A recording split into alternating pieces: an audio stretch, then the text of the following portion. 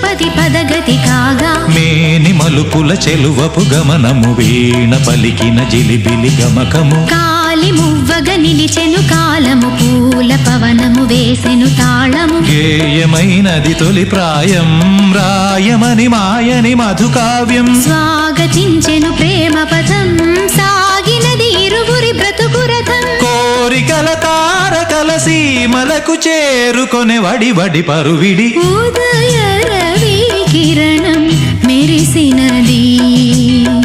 ఊహల జగతిని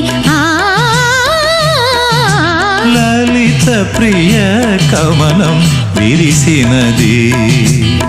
కన్నుల కొలనిని లలిత ప్రియ కమలం విరిసినది